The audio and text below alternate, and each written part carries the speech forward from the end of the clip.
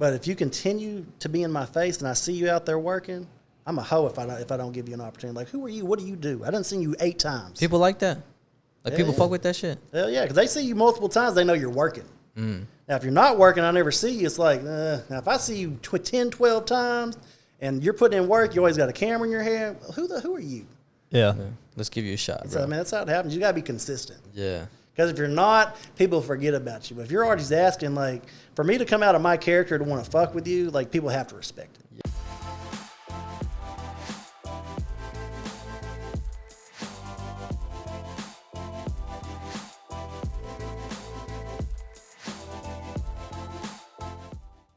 Hey guys, welcome back to the False 9 podcast. Here we have Zachary Wooten and we got Mobtv or Polow Mob.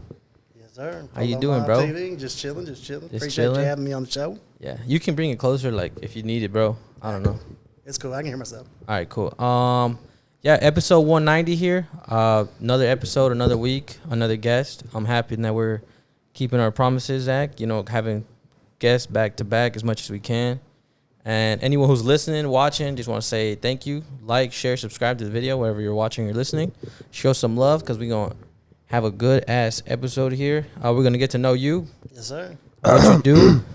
Oh, Spider-Man. Sorry, we always forget about Spider-Man, bro. Well, I don't. You always forget about Spider-Man. Oh, you're right. You're right. Love me some Spider-Man, the Marvel. Yeah. Marvel over DC, baby. I mean, he's part of the podcast, bro. He never introduces him. It's fucked up. I always forget about him. It's all right, bro. But we're going to talk about you, get to know you. But first we want to start off the episode with something that kind of happened. Was it 2 days ago that happened? Well, it happened I think like a week ago, but they just released the photos like 2 days ago. let us know what happened, bro. So in December they launched a telescope into space to orbit the sun. Really? That in itself is the sun's it's a million miles away. And I don't know if you've seen the fucking James Webb telescope, bro, but it's literally like there's no way it can make it through that far space. But anyways, why is it like this small? No, it's big. Oh, but like it's made out of stuff that like you just look it up, or post a picture like right here so people can see the James Webb telescope. It's like not something that can make it through deep space. But anyways, so they launched it in December, and it just now got in its orbit not too long ago, and it was launched to orbit the sun. So a million miles away. That's where it's orbiting at, a million miles away. And it's taking pictures of distant space, and the space that it's taking pictures of, like the pictures we got are from 13 billion years in the past. Oh, wow. Because That's crazy. so if you go far enough, like if we look far, like stars that we see in the sky, you know, they say that, well, the stars you're seeing are actually like the light can't travel. I forgot what it is, but light travels too fast. Huh? Light travels fast. Yeah, so you can't. We see it. We see it, but the star's really already dead in real time. But we see a past living star. So the telescope released images from like the dawn of time, like the beginning of the universe, everything, and they it shows all this stuff, all these galaxies, all these colliding stars, these black holes, the first anything ever formed. Yeah. I just think it's the fakest shit I've ever seen in my life, bro. No, have you seen the pictures? Yeah, they look. I mean, they're edited, no question. Yeah, but they look too perfect. Yeah, but I mean, my biggest thing, because, well, you know how I feel about space and all that shit, but my biggest thing is like, if you look at the telescope, so we don't even have the equipment necessary to get to the moon. You know, they say we don't have the stuff anymore to get to the moon, which is like nowhere near as far as the sun away, allegedly. Yeah. So they sent this little fucking telescope a million miles away to orbit the sun and take pictures of 13 billion years ago. I don't know. Yeah. It's crazy as fuck. I'm like, dude, I can't believe people actually believe this stuff. And then when you look at the pictures, it just looks so fake. I think Barack like posted about it or reposted it. Who? Barack Obama. Oh, yeah. I thought people were living on the moon though. No. I mean, we've only aliens. We've only been to the moon one time, bro. Like I don't even believe in that. But I got you. Was it the 60s? I don't even know, bro. It was when JFK was president. 60s. I think it was the 60s. We went to the moon, and then they lost all the original footage, and they said the equipment that we used to get to the moon was destroyed, and we haven't been able to get it. So that's bullshit because technology. That's what exactly you would think. You would think. So we've been to the moon one time, and they say, or maybe it's more than one. It's not a lot. I think it's like just a handful of times, like 3 or 4 maybe. Yeah. But yeah, they say we don't have the technology to get to the moon, but we did in the fucking 60s. But they got robots on fucking Mars and shit. Yeah. Yeah, exactly. You see, that's what I'm saying. And they sent this telescope out in deep space, traveling. Like you tell me that this little fucking telescope didn't get hit by one little space rock? Yeah. It would have destroyed it. Because if you look at this, it's like 21. I think it's 21 feet long or something. It's little. Damn. And they sent this thing 1,000,000 miles through space. Are you like, get the fuck out of here, bro? People who believe in that shit drive me fucking nuts. Something online about some planet they captured pictures of, not like last week. Yeah, that was this. It was it's called an exoplanet or something. But yeah, like Venus or fucking I don't know. Yeah, it was some kind of planet because I was watching it today. But and some people are like really into this, like really. Some people were really happy about it and shit. Like I saw this one TikTok of this girl. She was literally crying, bro. Get the fuck out because she was so like, oh my gosh, this is huge for humanity. I'm like, bitch, you are literally looking at a photoshopped image. I don't know why you're crying, why you were so invested, because this is, like, to believe in this, I'm not calling anybody stupid, but using reasonable logic, we can't go to the moon, but we can send this little-ass telescope through 1,000,000 miles of space to take pictures of shit that happened 13 billion years ago. Bro, get the fuck out of here. Doesn't sound very... Yeah, but look at the pictures, bro. It's crazy. They are crazy pictures if they were real, which they're absolutely not. But if they were... it'll be pretty dope. Yeah, because you can see like the clouds and all that shit on them. It was like just a dope ass photo. Yeah, like you said, it's probably just fake and photoshopped. Yeah. But if you guys think it's real, no. If you guys think it's fake, follow. If you think it's fake, and if you think it's real, comment that shit. Yeah, just give me all the hate, bro. If you think it's real, I don't think it's real. Maybe it is. Yeah, but no, no. Yeah, there's always a chance. I don't think so. I bet like it's super hard to even get access to the original file. You can just so. But well, that's that. Interesting news. Yes, sir.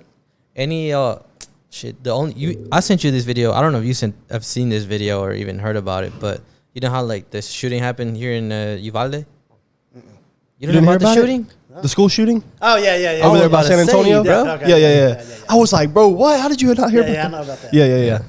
But my homeboy Brick Wolfpack, shout out to him, Paper Route Empire. He went down there and took a bunch of stuff to the kids. And that's what's up. Shit, you know what I'm saying? So it was real dope. But they just released the surveillance footage inside the school, and you can see it on YouTube, like how the shit went down. So I thought that was it was weird to see. Yeah. I know. I sent it to you. My mom sent it to me. Oh really? I said, Mom, what are you doing watching this stuff? But that one kid, like in the beginning when the dude first came into school, and then that one kid like he peeked. Yeah. I would have ran. He was right beside the door. I would have ran out of the school, bro. When he got probably didn't know what to do. Yeah, he was. I mean, he was just a kid because he looked and then heard those gunshots, and he was like, "Oh, I'm out." Yeah. But I think that from what I was reading on it, there was like a lady that the guy was on Instagram following, and he was sending her pictures of guns and what he was kind of doing, but she didn't report it. You know what I'm saying? Like, people need to be more. Oh, really? I didn't know that part. You know, you didn't see that stuff. Mm-mm. There was like, I seen it. I think on Twitter. Like it was. Yeah. His pictures, like he was sending her or him. I thought it was a guy but I don't know. I thought it was a girl that he was sending the stuff to. Pictures of the guns and plotting what he was going to do. And I think he even told her when it was going to happen. Yeah, like he was like, I'm about to do this. He said something. Or today's the day. I know exactly what you're talking about because I saw the picture on. He was like, okay, I got you. Sorry. But that video is pretty trippy, bro. When I seen it, I was like, that shit blew my, like, I don't know. It gave me more like an ugly feeling than the one of the shooting that happened at the supermarket. Oh yeah. Because this one's like kids, bro. Yeah, you know? In a school. Yeah. Stuff like that probably happens every day. It's just that certain things get reported on and stuff. Some stuff goes under the radar. Yeah. But it's all about how far it goes viral on it. You know what I'm saying? So let's get into it, man. Give us an introduction. You from Waco or what? Yeah, I'm from Waco. Yeah, how, like born and raised or what? Nah, I was actually went to McGregor. You know, as you can tell from the accent. But Waco's the same thing, just 15 minutes outside. Yeah. But I'll stay here in Waco. So. Where'd you go to school at? McGregor? Yeah. McGregor, graduated up there? Yeah, McGregor Bulldogs. Okay. And what was your life growing up, bro? You know, what was how did Mob TV become about, or Polow Mob become about? Well, my childhood was like just a regular kind of country, go-karts, mopeds, and Dad always working on show cars. He always taking the autoramas and all that stuff. He was into motorcycles and all that stuff. It's just, just a normal childhood. But like my senior year, I was already into music. Really? So I started going to shows, like meeting people like Hawk, Big Mo. Were you like you sit into music, like you like listening to it, or were you? Listening to it, and then I started wanting to go to shows and see these people perform. But like I was already like knew everybody in the Waco bracket of like musicians. How'd you do like that? There was a guy named Gerald Wayne. He used to cut my hair. So we just got real cool. So he wanted to start hanging out and shit. Yeah. So I'd go hang out with them. And there was this group that I was listening to at the time, 254 Street Bosses. Consisted of a guy named T.A., Hustlery, and Double M. And Double M, he was also a producer. Yeah. So he'd always be over there, and one day I was like, "You Double M from 254 Street Bosses?" He's like, "Yeah." So then he kind of took me under his wing and started introducing me to people. Oh, that's and dope. then I got with the promoter who was bringing all the shows here at that time. It was mostly like screwed up click artists. You know what I'm saying? So I just started meeting them, and I would shop beats. What does that mean? Like basically, a producer's going to make a beat for an artist. So if an artist got to have a beat to rap upon. Yeah. So like they're always looking for beats. So if a producer's good, you shop a beat to them, and they'll listen to it and they'll decide if they want to buy it or not. Oh, I see what you're saying. Yeah. So yeah, that's how I kind of like met people and started shopping that. And then like the film stuff, one of my friends presented me with an idea, and at this time, I was already doing stuff like with Zero, Chameleonaire, Paul Wall, Little Flip. Oh shit! Basically everybody out the Screwed Up Click. At Dallas and Austin, I messed with everybody at that time. So when the camera stuff came about, I was like, "Hey, me and my friend are thinking about doing this. Would you want to get on board?" Yeah. And they're like, "Well, yeah, because we need that." They told you that? Yeah. Okay. Because I'm personally dealing with all them or management. You know what I'm saying? So like basically, I just started picking up the camera and we just go out, start hitting the road, doing shows, getting drops, interviews, and stuff like that. Because at that point, it's like I said, like a producer. That's something an artist needs. So like if I'm putting a camera in their face, they need that for promotion, exposure, and stuff like that. If that makes sense. Yeah. And that just came about kind of like naturally, like the whole camera stuff? Yeah, naturally. Yeah. And then, so what was it like, I guess, when you first started? Like, what was that like? Like, you were like, oh, I really want to do this? Or was it like, because I'm assuming you were like a big fan of music. Oh, hell yeah. And then, like anybody I ever listened to growing up? Yeah. In my phone right now, friends with them. Like, I still think it's cool because I'm still a fan of music at the end of the day. Like, most people, when they look at me, they're like, oh, blah, blah, blah, blah, blah, blah. But I'm like, I guess it's so regular for me to meet artists and celebrities. I don't look at it like that. Yeah. That makes sense. Like, they're just normal people. They're just popular and got money. Yeah. That's pretty dope. So then, I guess, I'm curious about like kind of the beginning of, like, what did you say was called? Chopping? Like shopping. Yeah, shopping. Like you're shopping for shoes. How did that get introduced to you? Someone's like, hey, or were you like, hey, I want to do this for you? Well, see, I already knew like people who did the beats because I already knew people from Waco. And like there was people like a guy named Cadillac who had a song with Slim Thug. Hustlery had stuff with like Little Kiki. KT Cool and DSD was writing for like Little Kiki, Hawk and people like that. Birdman, Manny Fresh. So like everybody was kind of in this circle. So it's like, if I have access to this when I would meet an artist, I'm like, well, I do this. Just like to build a relationship. Yeah. Because if I come to you and I don't have nothing to offer, you're just going to look at me like, whatever. But if I have the beats, okay, now that raises an eyebrow because it's like, we need beats. So send your guy my stuff and let me check it out. Yeah. You know what I'm saying? So I just built a relationship. What was the motive behind that?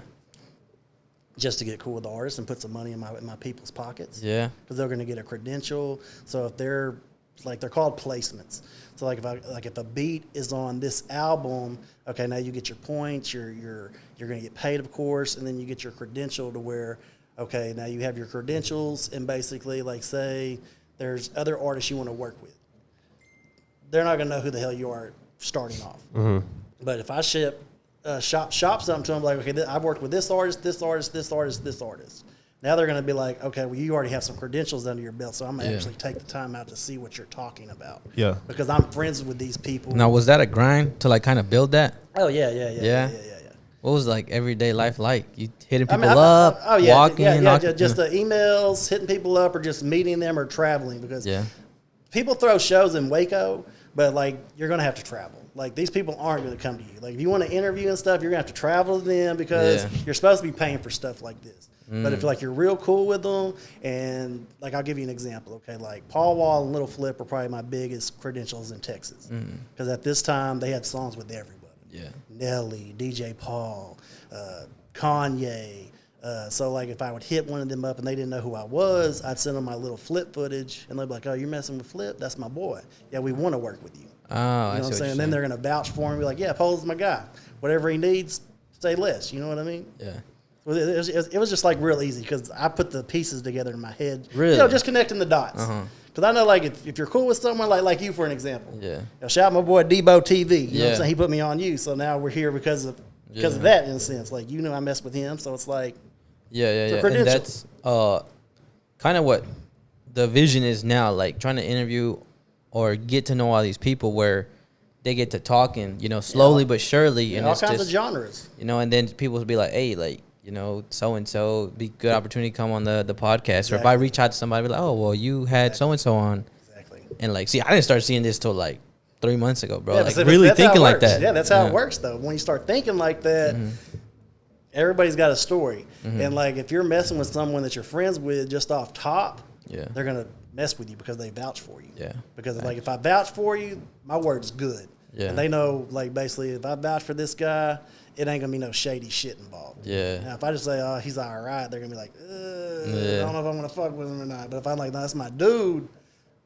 they're gonna want to be affiliated with him. Yeah. And what's probably like the first biggest artist or first encounterment you had with a big artist were like, "Oh, this is a good opportunity for me. Like, this is big." I mean, like I said, the first artist I met was, you know, R.I.P. my guy H.A.W.K. Hawk from the Screwed Up Clip. That was the first person I met. Oh, wow. But, like, as far as the filming, the first person I filmed was a guy named Big Pokey. He's out the Screwed Up Click as well, like with DJ Screw and all them. And then also my homeboy that was actually on the show at the time, he's from here in Waco, a guy named Giovanni the King. You might have heard of him. I've heard of him. He shoots videos and shit. You know, so he's over there with Half Pint Films and you know Ronnie and all them. No, so, I don't know any of these people. I'm going to put you on them, baby. The only one I've heard of is Giovanni the King. Yeah. That's the only one I've heard of. But, yeah. Is that the guy you know or no? No, I don't know. I don't know him personally. No, I've just heard of him. He's heard of you, Gio. Yeah. But, and then, how old were you when this was first starting out, bro? 18. How old are you now? Not going to say. You scared, bro? I'm young, though. Look at that baby face. Ain't nothing wrong with that, bro. I'm old, bro. You ain't old, bro. You like 12. I'm 26, bro. Anyways, I'm 30. Oh, you're 30? Oh.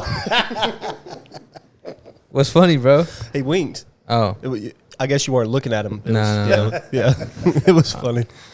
So you started doing this all at 18, just kind of out of like a passion thing? Well, basically, like I said, I was a fan of music. Mm-hmm. Like, these are people that, you know, like, that inspired me. Like, their music got me through times. Oh, okay. I see what you're saying. So, it was an opportunity to meet them. I'm like a big fan. Like, I'm trying to keep it in when I'm meeting these people. Yeah. You know what I'm saying? But then, like, when I got cool with them and became friends, it was like an honor. You know what I mean? Because it was like, these people don't have to mess with me. I'm just, you know, a white guy from damn McGregor, you know what I'm saying? I'm damn sticks. And then I got these people in my personal phone, you know, having conversations, working deals and stuff like that. Like, it's just, like, I never took it for granted either. You know what I'm saying? Because I knew it was a privilege to mess with some of these people. Yeah. There's a lot of people that aren't here today that I was friends with. Like, you know, you got Hawk, Big Mo, Vicious, you know, Young Dolph, Mo 3. You know, you talked to Young Dolph? I have a whole documentary on him on YouTube. Oh, man. I filmed him for like 6 years. Really? First time he was in Texas, first Texas tour. Shout out my guy Courtney. It was his manager at the time. He's like, yeah, come out, we need that. And they just liked me, liked the vibe, and they just let me film them. Now I still work with a Paper Route Empire like Key Glock, Big Moochie, like I said, Big Brick Wolfpack from earlier, you know what I'm saying? Like, basically, I'm plugged up with everybody. You name them, I done shot them. Drake, everybody. Really? Yes. That's wild, bro. That's crazy, bro. bro. Right here out of Waco. You know I'll be fangirling like a motherfucker. Yeah, you be I was like that in the beginning, but once I kind of seen how everything operates. You got cool, right? You was like, I was like, okay, they're just regular people. like, what's up, bro? They just got some talent. Yeah, because like when you see them on the TV and see them from a distance, it's like, ah. Yeah. But when you're like really with people like this, you see how they move and how they operate. It's like I always say, it's all smoke and mirrors. Yeah. Bro, when I went to go see, because Kevin Gates is like my idol. Like I like Kevin. rapper. Yeah, I know Kevin. When I went to shot him a see, couple times. when I went to see him in concert, it was at a venue, not like a stadium or anything. It was like this? What show was this? Well, I'm from Winston-Salem, North Carolina. Okay. So this is at this place called Ziggy's in North Carolina, and I was it wasn't like a you buy your seat. It's just like you buy a ticket, and you can stand anywhere. So I got like there 3 hours early. I was in the very front row. Like I wasn't in reaching distance because there's like the front row and then there's a gap. You got the it's called a bullpen. Yeah, they had that, but I was on the front row, bro, and I was like losing my shit. I was like, dude, there is no way this is happening right now.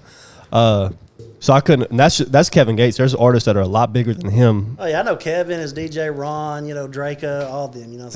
I've shot Kevin like about 4 or 5 times. Were you when 21 came to Austin? I went to his concert at 21 Savage. Yeah. Yeah, I worked with him in Dallas. I was on a Lil Uzi Vert. No, it was Tory Lane's tour, but it was Tory Lane's, Lil Uzi Vert, 21 Savage, YFN Lucci, and Cap G.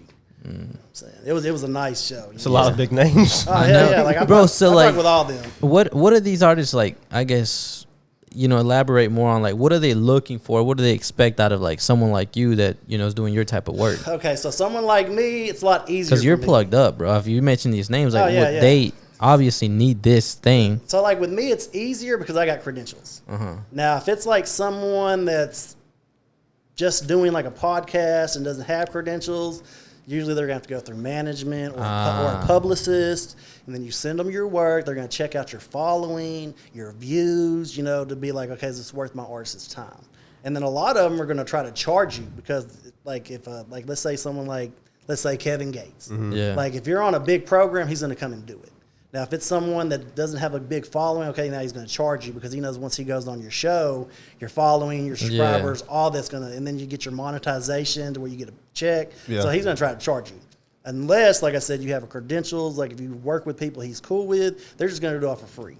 Just because, okay, you mess with everybody I mess with, so I'm not going to charge you. So you putting me on game right now, bro. We got to step it up. That's crazy, people, bro. Oh, yeah, like your stuff would be easy to do. Yeah. Like if I was a part of this stuff, you could interview artists, chefs, all kinds of stuff. You said chefs? Hell yeah. Famous chefs? Famous chefs? Just even regular chefs. You know what I'm saying? That, like say you got chefs or chefs? Shit. Yeah, like if you got the owner of George's in here, he has a following. Yeah, he has friends, and they're going to watch it and tune in. Then other companies that do, well, I saw you had blah, blah, blah on your show. And then you can be like, oh, yeah, I did. It'll be a $500 fee if you want to come on the show and promote what you got going. Or we can do some cross-promotion on that big shiny lights you got on the front of your restaurant. I had to put my name on there one time. You know what I'm saying? Yeah. Damn, that's badass. What did I ask you before? I don't even know. You're getting starstruck. No, I am, bro. But I was saying like kind of like what they're looking for, like I guess what you're bringing to the table. Like with me, like I said, most of the artists mess with me because of who I know. So it's a lot easier for me to get. But like, what do you elaborate more on what you're doing? Like you said, you're just recording them. Like basically, okay. So I used to have a crew. Okay. Gio was a part of it, and a guy named Trouble. But what I noticed by having a crew, like when you go to events. They get drunk? No, it's not that. Nothing like that. So if you want to go like the hotel, get on the tour bus, it's hard to get a lot of people on there.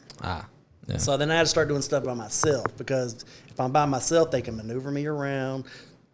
Excuse me. You're easier to deal with kind of thing? Yeah, I can jump in the car with them and leave my car at the hotel, and I just ride around with them all day, whatever we got on the credentials list. You know? I mean, on the criteria.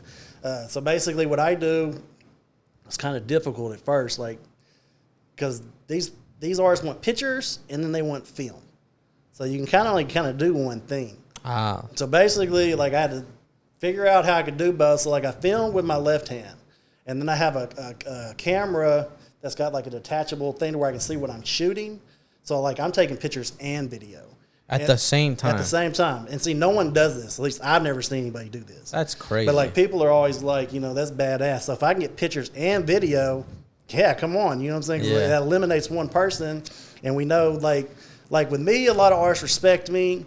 Like, I know the people that you want to know, but I'm not like viral or have this big giant platform because I don't do messy shit. Yeah. I'm not going to do controversial questions or stuff that's going to be like, you know, like if you have like a blog that does bad stuff, now this artist like, oh, you got all these views off humiliating me. Mm-hmm. Yeah. I'll never interview with you again. Yeah. And then you burn I heard bridge. that shit happens, bro. That's what we were talking about Yeah, it happens. with Cade.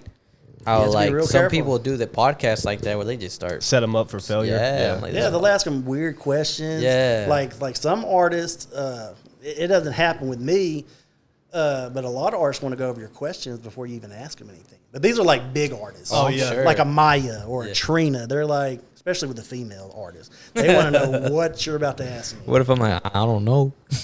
Well, see, then Then they ain't about to do it, they probably. ain't Yeah. about to do it. Oh, really? They like that. They have to go through your questions, and then they're going to clear them. Like, okay, you can ask this one. No, we don't want to answer this. That's You know what I'm saying? crazy. But we'll do these. And then you just have to X them off your list. You know what I'm saying?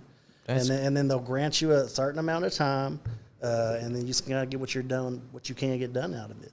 Now, if you're paying them, now they're going to sit as long as you need them to. Yeah. Because now they're being paid. Yeah. You know what I'm saying? But if they're doing it just to fuck with you, like, yeah, they're going to go over the questions and then give you a time limit and stuff like that. Yeah. Especially, like, if someone, like we'll go back to, like, Trina again. Yeah. Like, if she's out of state, okay, if she goes to Dallas, okay, I know I have these 4 interviews set up because they're trying to do their promo runs while they're there as well. Mm-hmm. So they're going to break up the times. Like, I'll give you 15 minutes, you 15 minutes, you 15 minutes, but I like you, I'll give you an hour. That makes sense? Yeah. Okay. That's cool.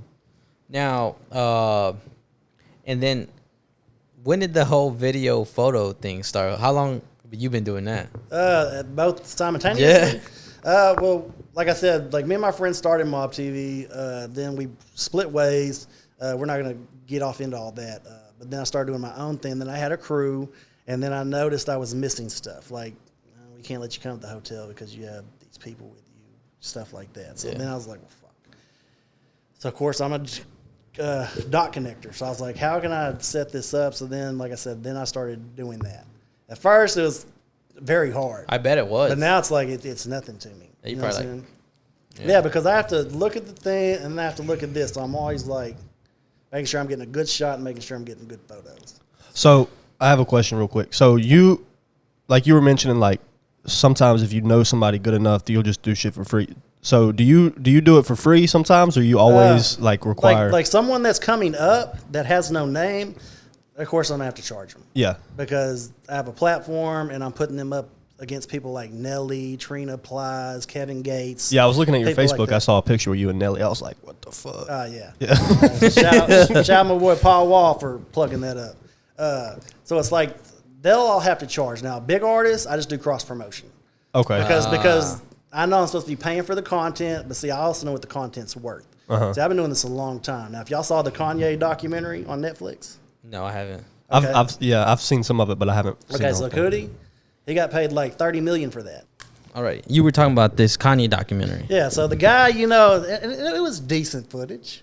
You know what I'm saying? He got I gotta paid, like, look at it now. He got paid okay, it's a 3-part documentary. It's an hour apiece. Okay. It's like basically Kanye early days, and then these that happened to me. Like, okay, an artist gets too big to where they don't want to fuck with you no more.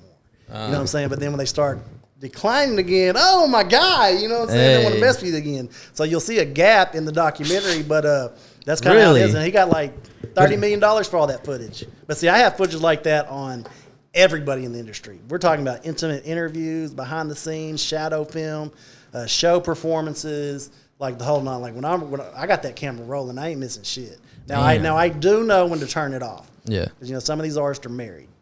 So if they're doing certain things, ass clapping in their face, like yeah, you got to turn the camera off. You know what I'm saying? Like I have some footage that'll never see the light of day. Yeah. Because it'll get people in trouble. That's crazy. But so what keeps you away from? I mean, I guess loyalty is a big thing for you because you could literally make so much money off just I know what the putting this footage out. Like I know what the film's worth. Yeah, like so like if you have something dirty on any artist, like TMZ or anybody will pay. Yeah, they'll pay. So what keeps you from like my name, my brand, and your reputation? I know if I he'll probably be like done in the industry or with a few people, a lot of people. No, a lot of people there. Because I'm so plugged up. They saw me do something like that. what's the chance of you doing that to me? Yeah, they're like this one. So you do that for one check, but then you lose all your, But it ain't about the money for me. You know what I'm saying? Like I like doing it because it's something I enjoy. You know what I'm saying? And plus, I know what the footage is worth. Yeah. Like I have so much footage. I got I think I got 42 terabytes all full. You're serious? Like thousands of hours. Fuck, like bro. we're talking about like documentaries on fucking everybody. Bro, why don't you go to Netflix and like sell this shit to them? That's what I've been thinking about, you know what I'm saying? But I don't have any plugs with Netflix. But that's something I've been wanting to do, like an Amazon Prime or a Netflix, and set up like a series. Yeah. Shop it to them. Yeah, if you got the film, bro, like any like good editor out there, all they need is that film that can make something out of it. Yeah. Exactly. That's crazy, bro. Yeah, because I mean, there's things like, I mean, I record then edit it, but there's sometimes like right here we see it, we're doing it, but it looks very different, or it could look very different when it comes out on camera. Yeah, and like with you, you're working with like one stream of footage. Yeah. So like mine's going to be one stream, but it's like, okay, say I filmed an artist over a 6-year period, did like 8 shows with them. Oh, that's fucking interviews, insane, drops. So it's like it's going to take me like a week to go through it all because I have to listen, check everything out, and then piece it together. Plus, I do like I'm the only person doing this because I have access to so many people. Like what I like to do, like say if I got someone like a little Flip, I'm gonna get with everybody that I know that he's cool with, and when I'm with them, I'm gonna get a cameo for him. How'd you meet Flip? What you like most working about him, and then get a drop, and then I'll plug that in. Like so, if they have a song together, it'll be Flip talking about something, then it'll of course drift to the next. Yeah. And then that person comes in, says what they want to say about Flip, and then I roll their song after that together. Where it makes sense for it to be there. Yeah. But like a lot of people they just want interviews and stuff like that. They're not taking the time out with the passion to get this extra content. Because if you have that, now it's turned into something else. Yeah. That's crazy. You've been on, I mean, in content, I think didn't get big till like maybe 5-6 years ago? Oh, yeah, I've been doing this a long time. Like when I started doing this, there was a shout out Pitch Control TV. He has all the original Screwed Up Click footage. There was a guy named Game 1-on-1, another guy named Will Hustle, and then a guy named Hood Survivor.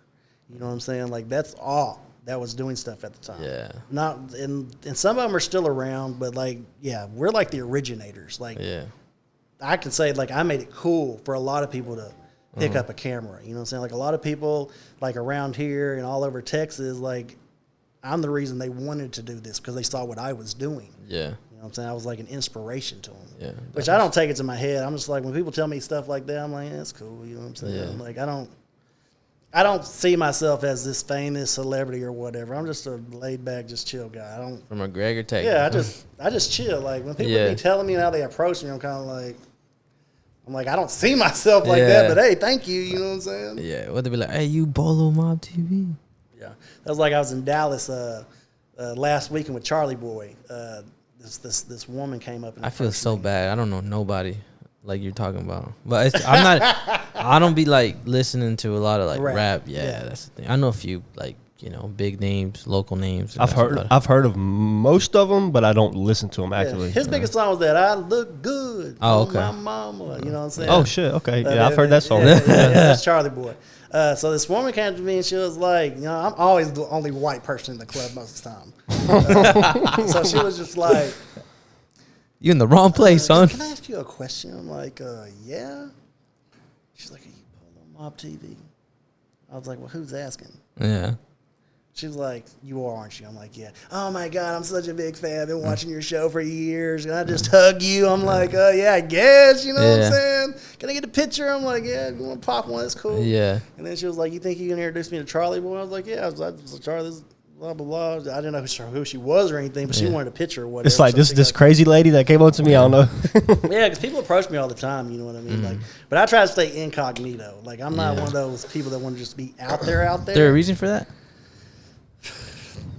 Just because, like, okay, like I get this a lot. Okay, like say you hire me and I want to film you and do photos. Okay? I'm gonna be with you. Yeah. Now there's other people that approach me. "Hey, can you take my picture? Can I do a drop?"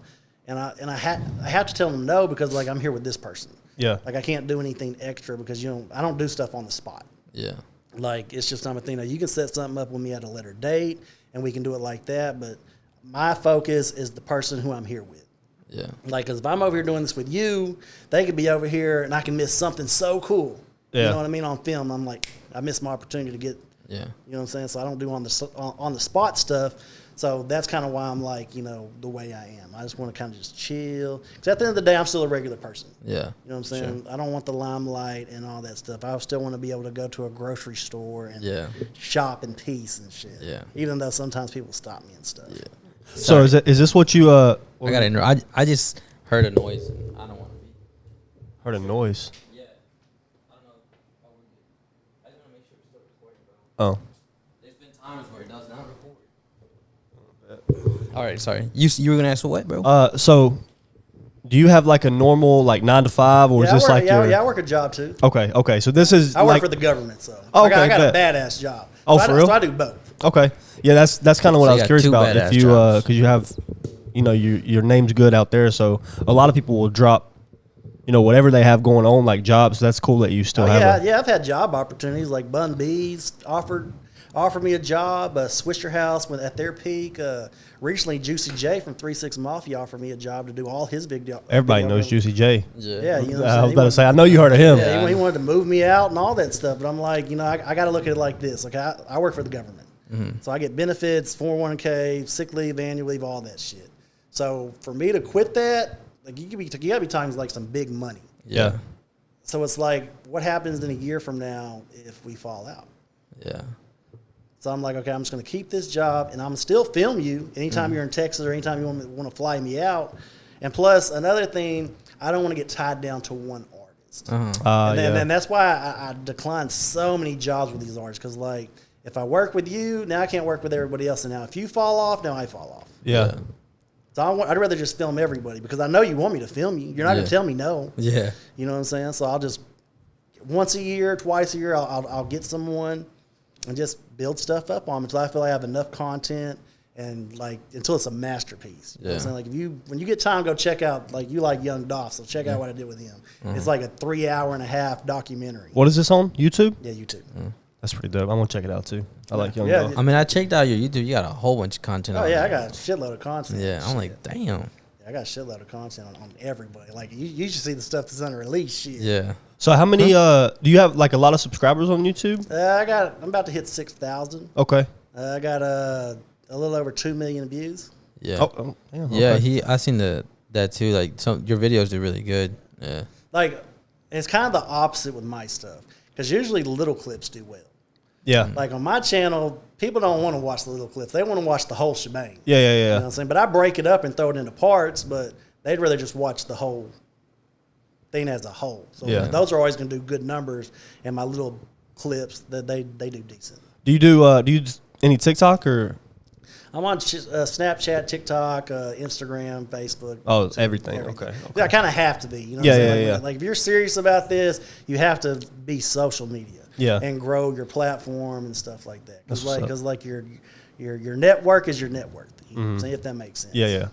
So where did the name come from? I've been wondering that. Polow Mobtv. Where did that originate? Well, it's always been Polow. Now my guy, you know what I'm saying? He came with me the idea of Mobtv. Okay. And like I said, we split ways, which we won't get on to that.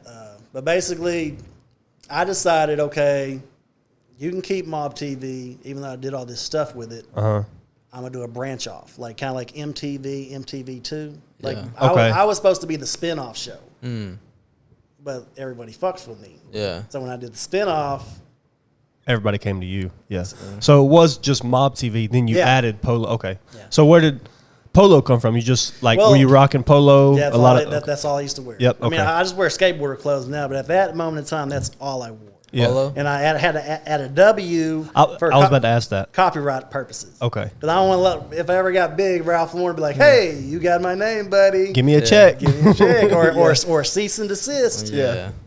Wasn't there like a rapper, like something Polo here? See, I was the first Polo with a W, but then there was a Polow the Don came later. He's a producer. Oh. I know there was I think it was a rapper. I don't know if he was from Waco, but his name was like something. Polo G? No. I've only ever heard of Polo G. I know, Polo G. Yeah. No, I don't know. Or maybe the song was named something Polow. I don't remember. But it was here in Waco. But I used to rap, so you know. And you don't rap no more? It was a black dude. I'll throw some music out there every once in a while, but like this takes up most of my time. Yeah. How do you balance work and this? Naps. Naps? For real? Naps. You don't like sleep 8 hours or 7 hours sometimes? Hell yeah. Yeah? Sometimes I'll give me at least 12 in. Oh, damn. You know What's your work schedule like? Do you work like Monday to Friday? Monday or? through Friday, 8 to 4:30. Oh, okay, so you got a little bit of time. And during the afternoons, I'll edit, piddle around on stuff. If I have a show, I get leave, so I'll take off 2 hours that morning, go to Dallas, do what I got to do, come back, get some sleep, and I'll go to work. Okay. Oh, really? So it's all about structuring and balancing. Mm-hmm. Yeah. Like, if you don't have that, like you're going to be drowsy all the time, tired all the time. It's just no bueno. Yeah. And job's cool with you leaving and coming? They don't know what I do. Oh, for real? Yeah. I mean, some people out there do, because I get it all the time, like, hey, you look like Polow Mob. Yeah. And I'm like, no, that's not me. Well, there, look at this. That sure look like you. Yeah. Well, I ain't tell you, that ain't me. Yeah. Because I don't want people out there knowing what I do, because I don't want people to treat me differently. Yeah. Because once people find out that, I'm very genuine. So I want someone to genuinely interact with me. Yeah. Not because I know people and what I do, if that makes sense. Because to me, that's fake. See, bro, I'm like kind of like too dumb.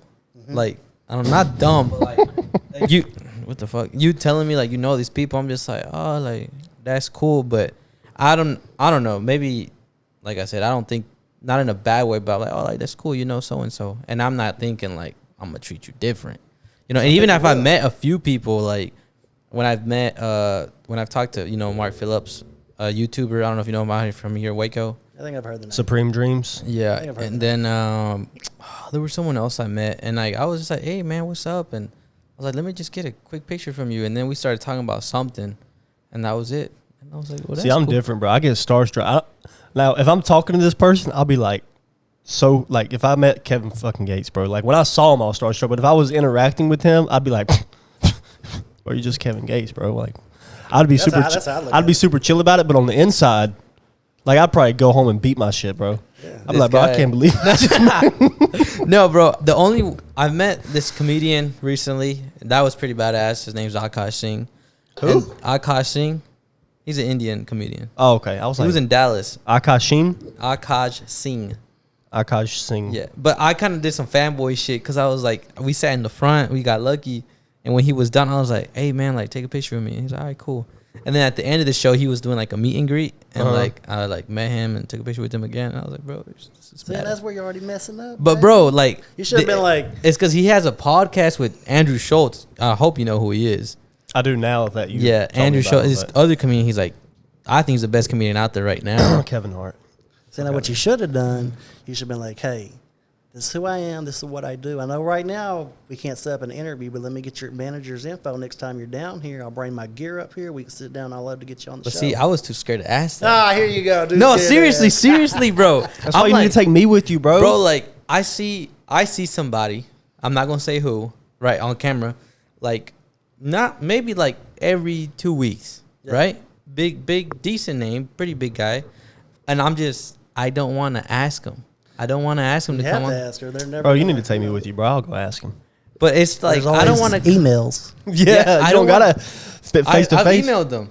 Okay. Yeah, but never replied. But like do a follow up email. See if you got my last email. But I don't know how to like professionally or cool way to ask this because it's not hard.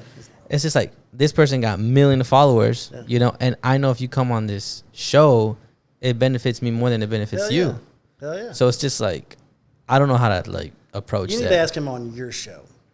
Yeah. Like, come sit down with us. You know, I'd really love to interview you.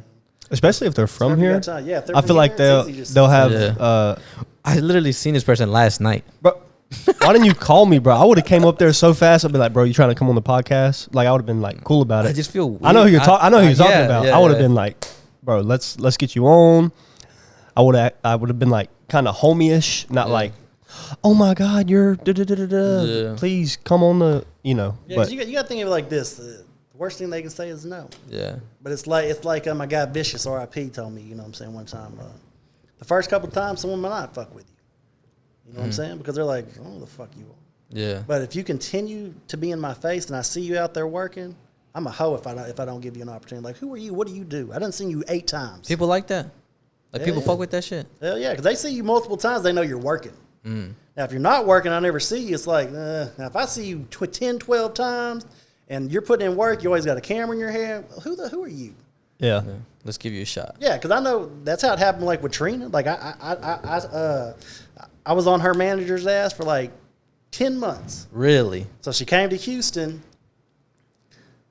Polow, I know you've been trying to film Trina for like past 10 months.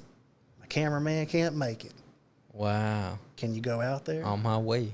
I was on my way. And then once I dropped what I dropped on her and sent her back the photos, it's a wrap. do whatever I want with her now. Really? That's crazy, bro. I mean, that's how it happens. You got to be consistent. Yeah. Because if you're not, people forget about you. But if you're always asking, like, for me to come out of my character to want to fuck with you, like, people have to respect it. Yeah.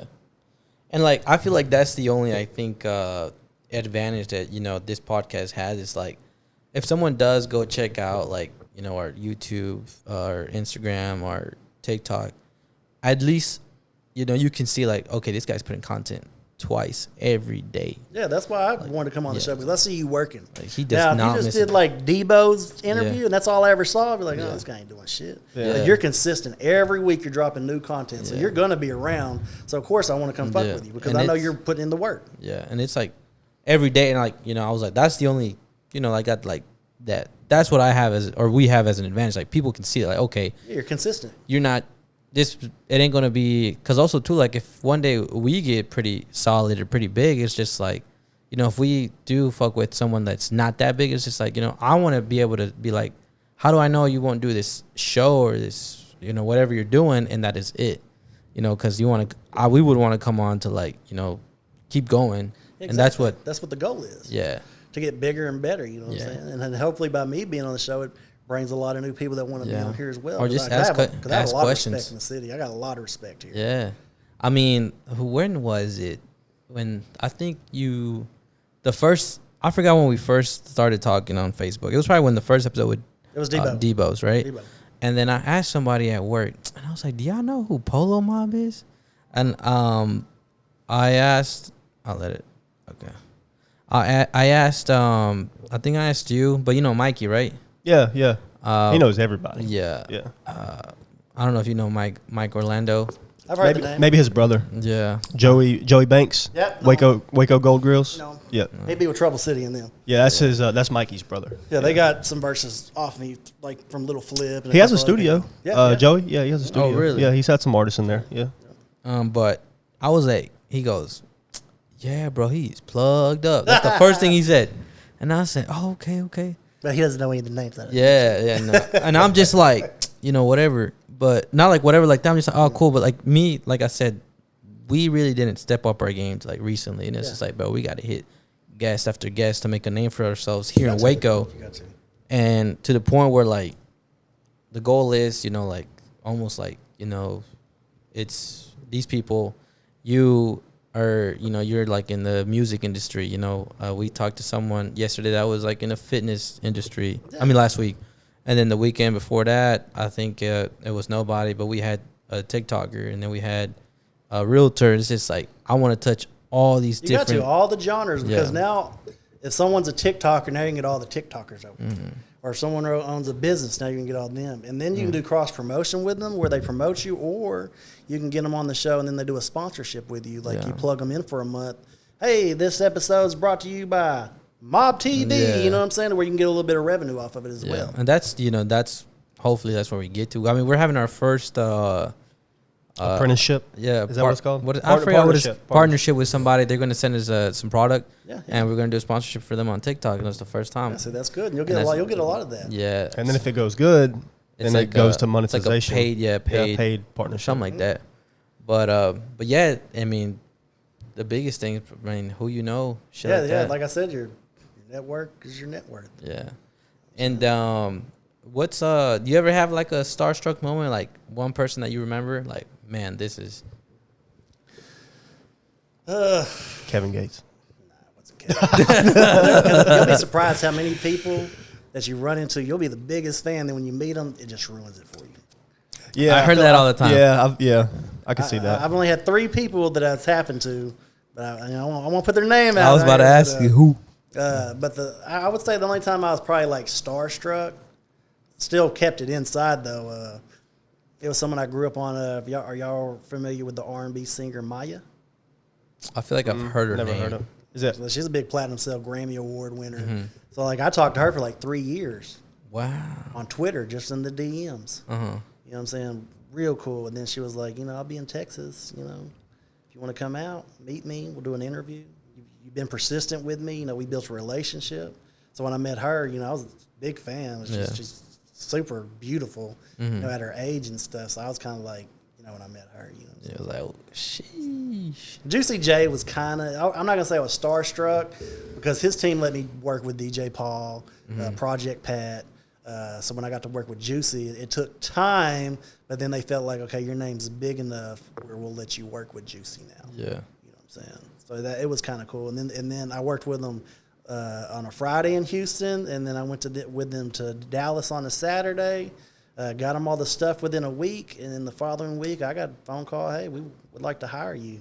We want you to be our personal videographer. Juicy really likes you. He likes your swag. You know what I'm saying? He just likes you, so we want to see what's up. Yeah. And I thought it was cool because what I get a lot, and I'm not going to say any artist or whatever, but it comes up a lot of like, how's your cameraman flyer than you? You know what I'm saying? Because I'm like into big fashion and clothes and shit. I see what you're saying. Yeah. So You got the kicks on, bro. So the cameraman's looking flyer than you, so they be roasting. They be like, oh, fuck you, you know? Yeah. And where'd the swag come from? Where'd you get that from? I mean, I've always liked dunks, you know what I mean? I've always liked hats. Like, I've dressed like this forever. Like, well, in the beginning, it was just polos. Yeah. But as I got older, I got into skateboarder clothes, graphic tees, dunks, just kind of just threw stuff together to create my own style. Yeah. It's a little bit of hip-hop-ish, then a little bit of backpacker with a little bit of skateboarder. Oh, yeah, for sure. You know what I'm saying? You got the cap. Yeah, I see you wearing the cap's always going to match the shirt and the kicks. Yeah. Because I got OCD, so it's got to match head to toe. For real? Head to toe, Oh, baby. damn. Head to toe. I'm terrible at that. I probably got 1,000 hats and all. I well got over 300 pair of shoes. Damn. Like, yeah, if you ever come to my place, it looks like damn MTV Cribs. Anybody that's been there, they know what's up. Like, I got art everywhere. For real. You know what I'm saying? Collages of all kinds of shit. It's That's dope, bro. You know what I'm saying? Besides Kevin Gates, who is the other biggest artist that you be starstruck? Don't fucking say Drake. Damn, I was honestly about to say Drake. Don't say Drake. I don't know, bro. A lot of people don't know Montana of 300. Montana of 300. I've heard of him. Super, I've bro. Never worked with him, but he is probably the best lyricist I've ever heard. He's an underground rapper, so he's like more battle rap, or he puts out records. Like, he puts out records, but it's like really controversial stuff. Like, sometimes he refers to himself as God, not like in a literal sense, but like he has this one song called Holy Ghost. Bro, it might be the best song I've ever heard. I would go listen to it. Montana of 300 Holy Ghost, bro. His bars are just outrageous. He's like, I'd be scared to meet him because he's like a real life gangster. like real life gangster. So it would kind of be scary, but if I were to see him, bro, I'd be like, bro, this guy is. So he's kind of got like a cult following, like a Tech Nine, Snow Hobson. Yeah. Okay, I got exactly. You. They're like at the peak of the industry artist, but they're still underground. Exactly. Yeah, but he's still well known. Hell yeah. But he didn't go mainstream, like signing to a big record label. He's like satisfied where he's at. Yeah, like the 300 thing is his. Like, he's got different artists, Montana of 300, then he's got a few other of 300. So it's like a 300 type deal. But kind of like bro. ASAP Rocky, ASAP Ferg. Exactly like that. So yeah, but Taylor he's but he's. And Wiz Khalifa is another one, bro. Yeah, I worked with Wiz. He cool. I would think, cool not because I don't think it'd be so much as like starstruck, like, bro, you're so famous. I just want to be in his presence because he just seems so chill. He lying. He just want to smoke a blunt with him. Yeah, I don't even smoke, bro. I don't even smoke. But if Wiz Khalifa asked me to smoke, I'd be like, bro, whatever. Just do it. Just let's go. Yeah. I don't care. Mama, I'm sorry. Yeah. But yeah, probably Montana, bro, or Eminem. Yeah. I love Eminem, bro. Yeah, I like him. I've never worked with him, but that would be dope. That would have been dope. I'd be super starstruck because he's been around for That's what I was thinking. Like forever, Eminem. bro. Legend in the game. Yeah, Lil Wayne, people like that are top 5, top 10 all time and still around, Yeah, I got you. I would. Yeah. Daddy Yankee? Who? Daddy Yankee? I almost felt Daddy Yankee one time. Really? I Who's holler, Daddy Yankee? I holler as manager. He's probably like the biggest. He does like reggaeton music. Yeah. Like, Okay. But it's probably like biggest in like he's been relevant for years, bro. I would say Pitbull's a little bit bigger. Really? From where? Where are they from? Pitbull's from Puerto Miami. Rico. Oh yeah, but Daddy Yankee's from like Puerto Rico, I think. But it's like reggaeton, like Bad Bunny music. Yeah, he's been around for like ever, like early 2000, early 90s, still relevant today. I think he's actually working on his last studio album right now. Yeah, but Okay. see, I never really, but I guess because I never really listened to Pitbull, like his early music. But He I started out with Lil Jon and all them, but then he transitioned to what he does now. Yeah. You know what I'm saying? Kind of like a Tom Hanks, only do comedy. Yeah. And now transition into, drama action films Yeah. because there's more money involved. Right. There's more money like in certain I think genres of music. It's like Adam Sandler. Oh yeah, kinda. Adam Sandler's like my favorite actor. Yeah, he Yeah, used to he's do a comedy. beast. He still does comedy, but now dope. he's like getting into the drama films. Like, and he kills them, bro. Yeah. Yeah, he's a genius. So, who's one artist that, like, you've always wanted to work with that you haven't? Like, if there had to be one, I'm sure there's a You're like, couple. but, nobody. like just one that you have, like, you would love. I mean, really, I've worked with everybody I wanted to work with. Yeah. I mean, I work with like people like that would be cool to work like with an Eminem or something. But that's not like someone that I just jam that touched my soul. You know Sure, what I'm saying? yeah, Like, yeah. Like I was You ever big- work with Logic? No. No. He kind of fell off, bro. I've heard the name though. I've seen him. Yeah, I he's like him a the lot. other white rapper. He's good. Yeah. I would say anybody that I wanted to work with, I have. Okay. Like I'll say I achieved that. That's You ever dope. done anything with like J. Cole, Kendrick? Yeah. Okay. Not Kendrick, but J. Cole. J. Cole. He's from. I feel like he's cool, bro. He's from my area. Yeah, his pops actually lives in Dallas. You know what I'm saying? Oh, for real? I met him at a Dub car show. You know what I'm saying? We were supposed to get some work in, but this was at the time, as his transition where he's on his rise to fame. And by the time he was back in Texas, he was like just too big. Yeah. Yeah, I think he'll go down as top 10 of all time when it's all said and done. He's he's a cold. genius, bro. He's from the same area I'm from. So almost worked with J. Cole. No, he did. No, I did. Oh, you did? Did work Yeah, with J. I got Cole. pictures with him and all that stuff. But Damn. like as far as like doing a documentary, like building up something, it never made it that far. I got But there's still time to where we can pick up where we left off. You know what I'm saying? Yeah, I have an interesting question. So, like, you work a lot in the hip hop industry, right? In the niche. You never get caught up in any bad situations, violence. Not really. Like I'm a real humble, chill guy. I'm from the suburbs. I'm just a cameraman. Yeah. Like I was able to work with Gotti and Dolph in the middle of their beef. I was Really? able to work with Trap Boy Freddy and Mo 3 in their beef. But like, That's scary, bro. Like you get caught at the wrong place, the wrong But time. see, that's what I'm You saying. are Like, right. You are right. let's say you're in the car and somebody just drive by, or let's say I don't know, bro. You doing Someone like that, I'm going to follow them. what do you mean? like I'll he's my not gonna be in the car. same car as them. Oh, okay. If it's someone that I'm not 100% comfortable with for stuff like that, I'm gonna be in my car. I'll just follow you. Oh, okay. Yeah. Okay. But you can tell like certain artists, like when they're at events, they're gonna have security. So it's pretty. They pretty. Yeah. They got a lot of security. Some of them do, Yeah. especially if there's beef going on. Yeah, but see, when all that beef shit fucks up the money. You know what I'm saying? Like, Really? When shootouts are at the club and stuff like that, They got to pay fines and stuff. no, or it's what? not. Well, the club owner's gonna have to do whatever. But as far as the artist goes, now you're a liability. Oh. Like, I want to book you for a show, but is this place gonna get shot up? Yeah. You know what I'm saying? Then I have to reimburse all the fucking money from the ticket sales, and then I have to do a fine with the club because y'all shot this motherfucker up. You know what I'm saying? You ever been in the club where it got shot up? I've been with a couple artists where, bullets were fired. Really? Yeah. I mean, I'm not gonna say the artist. Yeah. but you know what I'm saying? That's crazy. That's See, scary, that's bro. scary. I would That's shit where. myself. But it was people that had beef with one another. See, that's where I would like be a little hesitant. And I was thinking about that today. I was like, You have to be observant of your surroundings Yeah. at all time. so do they ever like give you an update like, hey man, just want to let you know so and so's beefing. Just just stay up. No, nothing like that. No, because I'm already gonna know about the beef. Because Yeah. I'm in the industry, so I Yeah. know who's gonna be beefing. And this Like is real. like their beef isn't my beef. Yeah. Like, I'll give you an example. Like with Yella Beezy, Mo 3, and Trap Boy Freddy. You may not know them. Yeah. I know Mo 3 and Yellow Beezy. Okay, for so sure, when yeah. we were all friends at the same time before the beef.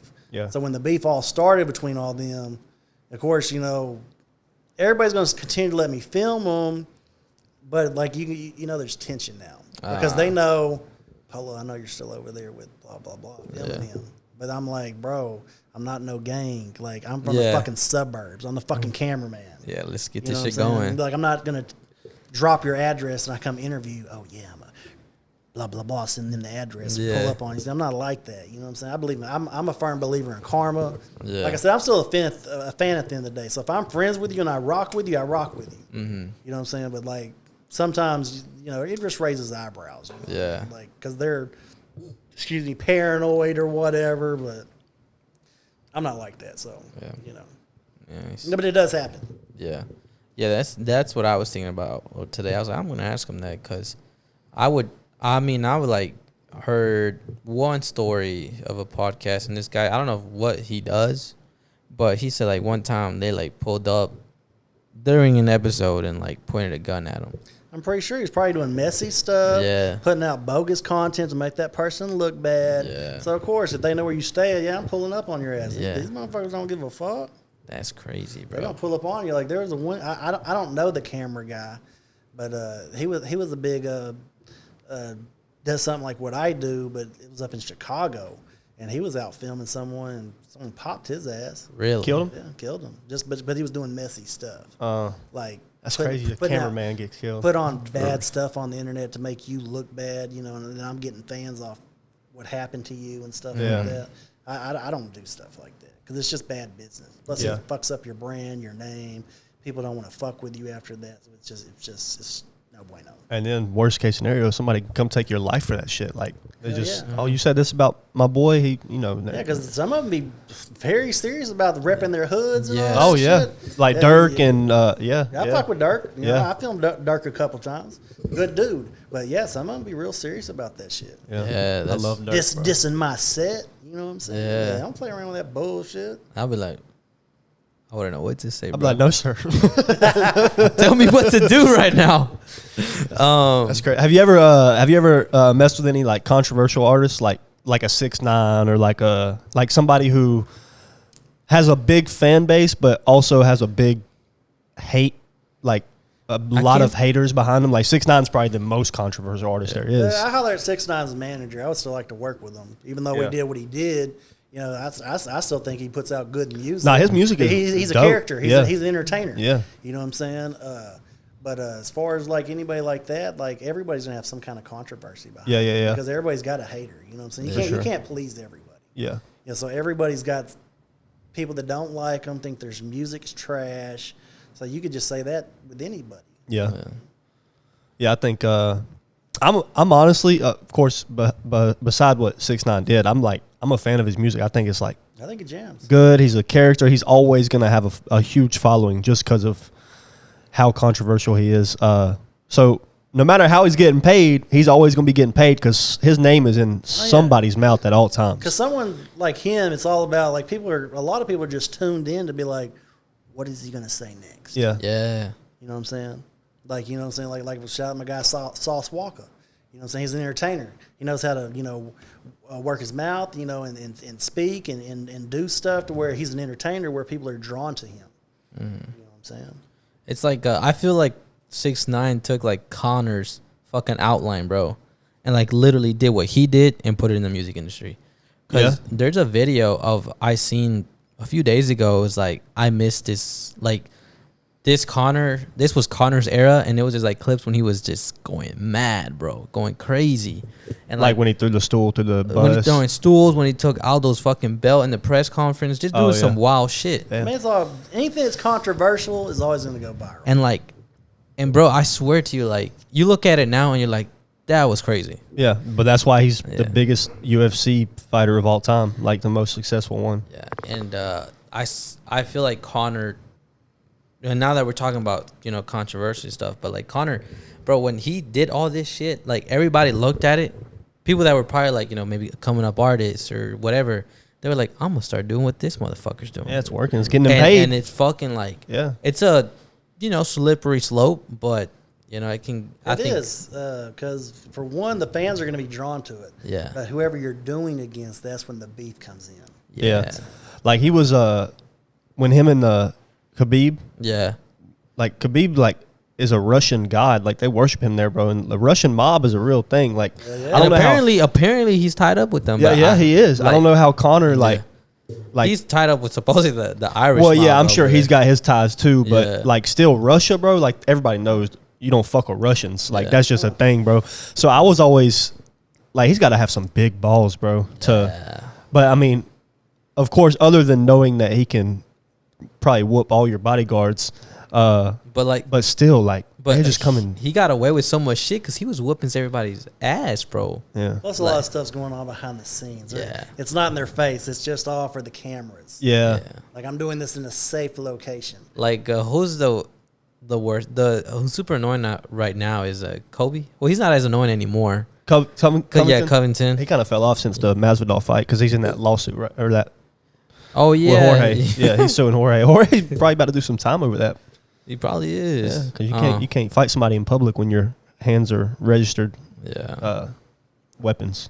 But I don't even know why I brought up that era of Conor, bro. But that era was so nice. Yeah, it was him and Nate. 6'9". Yeah, bro. It's like, but like he was trolling him and took his style. 6'9" is a dangerous man, bro. Like I feel like I would not want to be the people around he him. trolls, bro.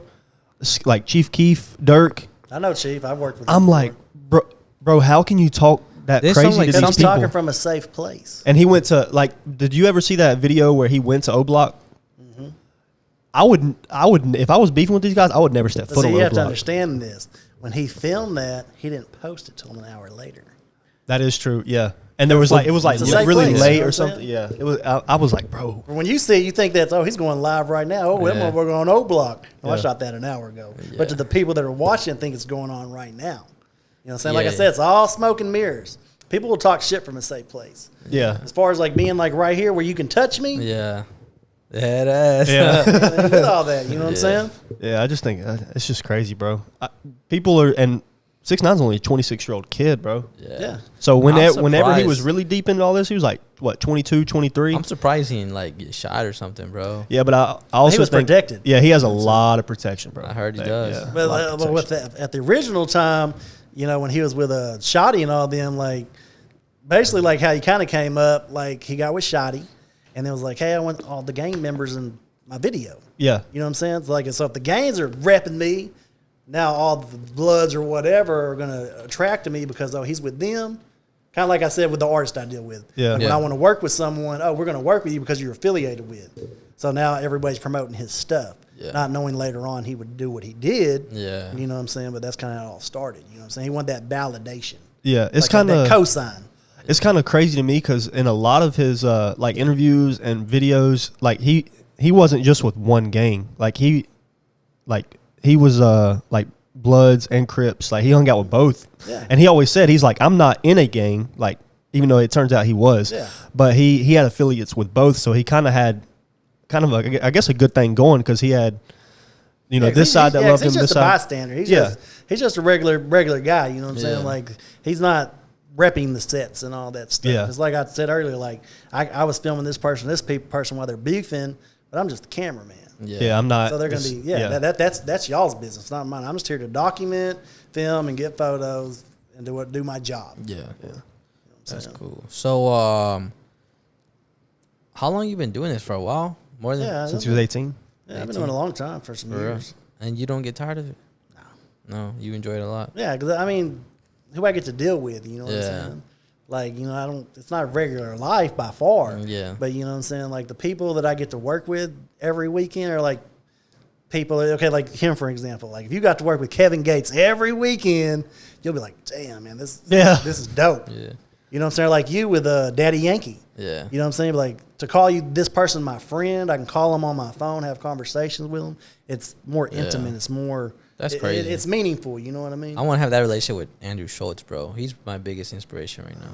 So bro, it's because he has a he has a podcast and like it's so fucking funny and like entertaining and like he's so innovative, bro. Like he blew up off YouTube. He's a YouTube comedian and he started that shit. He's releasing like Jake Paul and Logan Vine, bro. Yeah, and like also too, like he's releasing his own special. Like you got to go buy it on his website. Oh, that's pretty dope. Because the streamer who was going to stream it for them, like on this network, they were going to take off certain jokes. Yeah. And he was just like, fuck that, bought it back, and he's like, basically like, it's going to cost $15.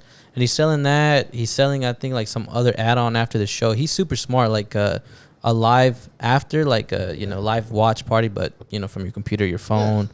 It's like $10, right? And then you got all this merch, that he's selling. And all this shit's smart because when you're purchasing, it's like, oh, do you want to purchase anything else? And all the options are there, right? Yeah. So like a $15 ticket for me, I bought something for me, for my girl. We're big fans, bro. It's like $120, bro. That's what all it came out with to be. It's not that bad. It's not that bad, but like a $15 ticket, get you in the door. Now you paid $130. Yeah. And like when I think about that shit, I was like, bro, this guy is so fucking smart. And he's so talented. Yeah. And look how many other people did that. Yeah. And I was like, that's just me. Yeah. Yeah. And he has thousands of followers on Instagram and YouTube. Yeah, because when you go to a show, like whether it be like a music show, like a concert or a comedy show, you don't want to go to that show and not be repping like some kind of gear for that person. So I feel like that's how a lot of artists make a lot of money. Yeah, is a lot of the fans are like that. Yeah, they want to buy, like anytime I've ever been to a concert, like I go to the concert, they usually have a stand somewhere where you can buy shirts and something. I always go buy a shirt or something because I don't want to be that one guy that's just wearing like a regular T-shirt. Yeah. And so I feel like it's a really good marketing tool. It is, and then it's extra revenue. Yeah, all that stuff. Because you'd be surprised how much these artists just make off merch alone. Oh yeah, I believe. How does that? Can you tell me like not like how much people make, but an insight on that? Like seeing these artists maybe take different approaches on like how they market themselves or how they make money or what ways are they making money? Like merch. I don't know what else they have. They have like endorsement deals, their merch, shows, features, walkthroughs. What's a walkthrough? Okay, so like a walkthrough is like, okay, basically I'm not going to perform at your club, but you can pay me like 10 G's to come and chill there for 15 minutes, pop some pictures and bounce. What the fuck? And then they post on their Instagram. Yeah, because they're going to put it on a flyer hosted by. And people pay this money? Like people pay this money, bro? They love these artists, bro. Really? Like the guy you just mentioned. If he was to come to Waco, Texas, and you knew he was going to do a walkthrough, would you go? Yeah. See, that's what I'm talking about. See what I'm saying? You know what I'm saying? Yeah, I guess so. And like a lot of these older rappers that they think that, oh, well, why are you still filming him? He done fell off. I'm like, okay, when he does a show, maybe he might not be getting what he used to get. But he's got merch. He's doing this. He's got side ventures. There's artists that put their money in construction sites and all kinds of stuff for revenue. You know what I'm saying? Really? And they're still making more than doctors, lawyers. Like they're living good. Basically, they ain't got to worry about money. Maybe they're not making millions upon millions, but they're still making some millions. Yeah. And they basically living comfortably. They can do whatever the fuck they want. Yeah. And they're all eating off all those songs from the past. Yeah. Like that. Do you watch Stranger Things? I never really could get into it, but I know I haven't finished watching it. I'm like episode 5 or 4. Well, they have the new season. They have Kate Bush. Mm-hmm. She has this song. I forgot what it's called. Oh, the one that's always playing? Yeah. Mm-hmm. And that goes hard. So that song came out in like the 80s. Yeah. So just because it was in this show, Stranger Things, she got over $2 million just from streams. Are you fucking 30 years serious? later, she made $2 million. They have to pay you to use it. Yeah. But oh my God, $2 million. Yeah, that was like last week. She was at like $2.3 million in royalties from a song she put out 30 years ago. That's fucking insane. Just because Stranger, and timeless music. Yeah. Timeless music. And that song is like, I've never heard it until Stranger Things, and a lot of people watch Stranger Things, and that's the beauty about music. It's crazy. It lasts forever. That music, that song does slap because I heard like a trap version at the gym, like to get me hype or get me going. And that song goes hard, bro. It goes hard. It goes hard. The original goes hard, and it's all over TikTok right now. So she's just getting paid, bro, from a song that she probably forgot about. Yeah. Like she's probably like, oh, I released. She probably signed off Stranger Things. Oh, cool, let's get it going. Yeah. And then now it's like it's all about how much money you're gonna offer me to use it. But she probably woke up one morning and looked at her bank account. She was like, "What the fuck?" Well, it's not gonna work like that. Like Like it's gonna be lawyers involved. How much this? What I'll sign off the song to you for, or stuff like that. And then they just cut her a check. This is prior to the shoots. This is like where the editing's going on, where they're picking the music. Like Marvel, how they use all these old songs. Yeah. They got to pay these artists to use their stuff on their soundtracks and all that shit. I feel like so a lot of them, will they do like where you don't get a set amount? You just get you get like an upfront amount, but then like I think Kate Bush's was she got an upfront amount to use it, but then she got royalties for every time it was streamed or so. Yeah, okay. That's how it works. Okay. That's pretty dope, bro. You're going to check and then you're going to get your royalties off of it. That's dope. Yeah, that is crazy. I really I don't know if this, I don't think this is a bad thing. This is just, I've always thought this growing up. But I was like, man, I really want to be wealthy, you know? So with everybody does. And it's just like with the podcast, you know, I'm just like, you know, there's monetization, and then like also, who is it? Logan Paul, I think. He said one time like how he makes money. Mm-hmm. You know, like you were saying, like showing up to places, doing all that stuff. It's like that to me. That's why I said, like, do people really pay that? I was like, that's crazy, yeah. And that's something hopefully we get to do. Mm-hmm. Where I mean, like when I was in Chicago and Supreme Dreams, Mark Phillips, he said he was there. He said he was there for an event that what is J. Cole's label called? Dreamville. Yeah, Dreamville. He's like Dreamville's hosting an event, and he's signed by Dreamville. You know, they're Supreme Dreams is? Or Mark Phillips? Their group is RDC.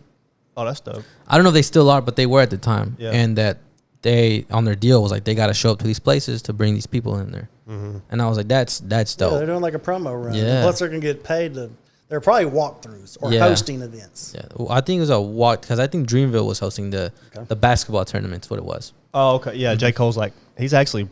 Doesn't he play like in a league he's or cold. something? He's cold at basketball, bro. Like, he goes hard. Yeah, there's all kinds of revenues. Yeah. You know, how and I think it's crazy how much artists make sometimes. Like these artists they're making buku cash. Yeah, and I mean I find that crazy. Like, they make a lot in the hip hop industry because, like in country rock, they don't do like hostings, walkthroughs. Mm-hmm. Like basically, they're just gonna get paid off their music, their tours, their shows, and like meet and greets and stuff. Mm-hmm. Hip hop's kind of like its own genre. Yeah. You know what I'm saying? They find other ways to make money. Like I'll do a walkthrough or a hosting or stuff like that. And you've been only doing hip hop, or you've done a branch out? I've done wrestlers. Like I've interviewed the $1 Million Man, Ted DiBiase. I've worked with Rob Zombie, Beach Boys. Oh shit, Beach Boys. So I've kind of if whatever the word I'm looking for presents itself, the opportunity. Mm-hmm. You know, I'll jump on it if the name's good enough. Because what I was getting to is like, you know, hip hop hasn't been around too long. Yeah. You know, it's not that like old, you can say, right? So when you started, it wasn't like probably what it is now. No. So what was it like back then to like what it is now? Well, back then, you know, they definitely weren't getting the money they're getting now. Yeah. You know what I'm saying? Like they were doing like clubs, big clubs. You know, you weren't going to see too many arena shows or anything like that unless it was like a Up in Smoke with Dr. Dre and Devin the Dude and Eminem or someone of that stature, you know what I'm saying? But most of it's like, you know, just club events. Yeah. No hostings, walkthroughs, their verses. I never went to see an artist at like a club or anything. Have you? Kevin Gates was at a venue. Yeah. It was a club, but it's like it was like literally probably a 600-700 capacity place. Yeah, oh shit! Yeah, so he went when Kevin was just starting out. Yeah, this was like 10 years ago. Yeah. See, when I went, where I went. It was 21, and then there was I forgot this artist name. He's from Austin. He's probably not that big. Not to hate on him, and then there was what's his name? I forget, bro. Is it Quinn? No. Austin Martin. Noah something. Never heard of him. No. Noah something. Rapper? Yeah, he was like a pop rapper. I don't know. Doesn't sound like a rapper. He was probably in an opening act. They paid to get on the show. He was like opening. Yeah, he probably paid to get on the show to open up. Ah, okay. For the exposure. And then it was NBA YoungBoy was after that, and then it was 21. But that was when like NBA was opening for 21.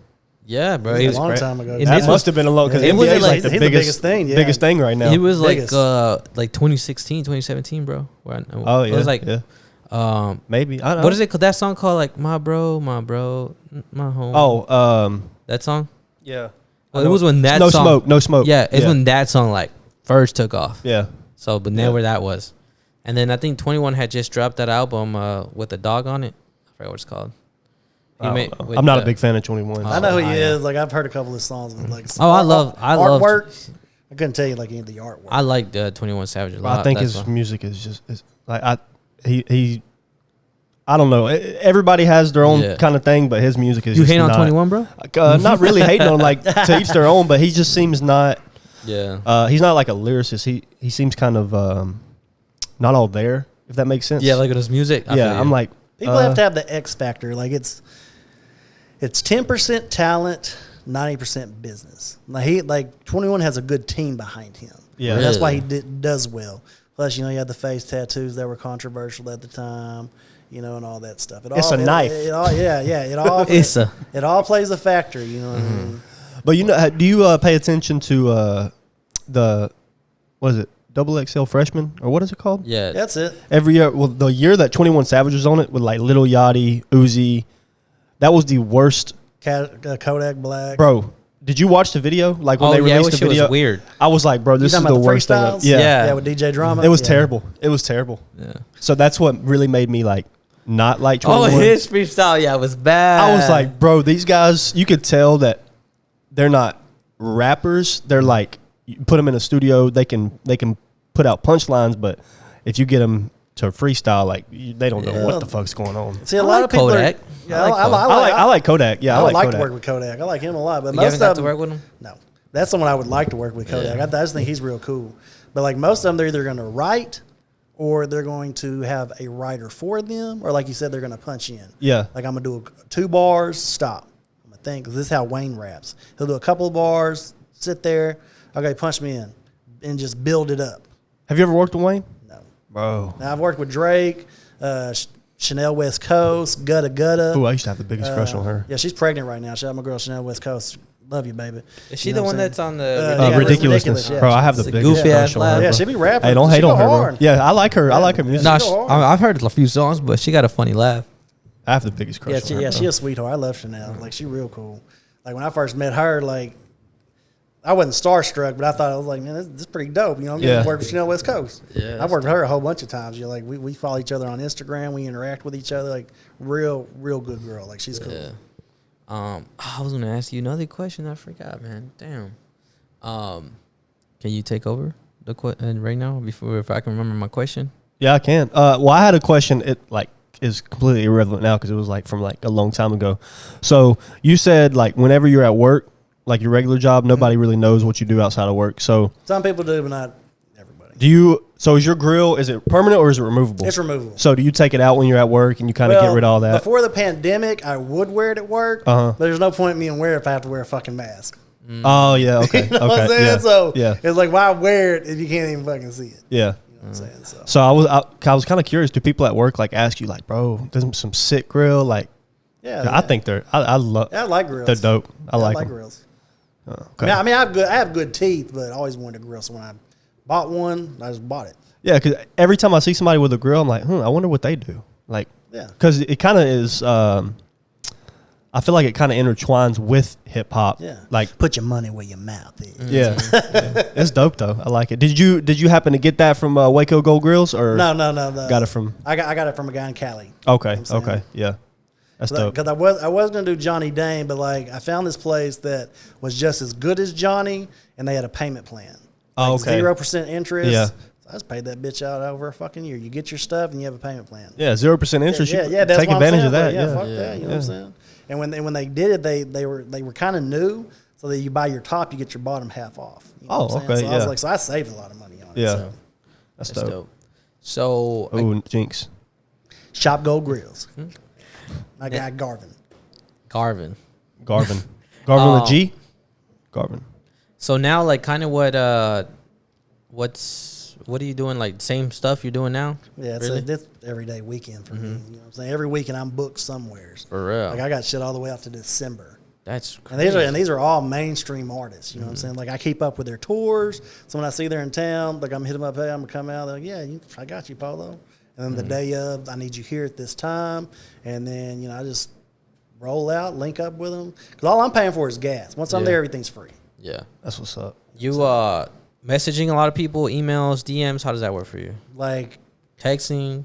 Like what do you mean? Like when you talking to these? Text talk message. to managers or how does that? Yeah, text message, phone calls. Now, if it's someone I've never worked with, like I'll try to DM on Instagram. If there's a phone number, I'll just call them because I know the lingo. So once I get them on the phone, once you start hearing me talking, when I'm talking, they're like, "Oh, this guy knows what he's talking about." Yeah. And then I'll start being like, "Well, I know you work with blah blah blah. I already filmed them." Yeah. Oh well, hell yeah, come on out. You know what I'm saying? Yeah.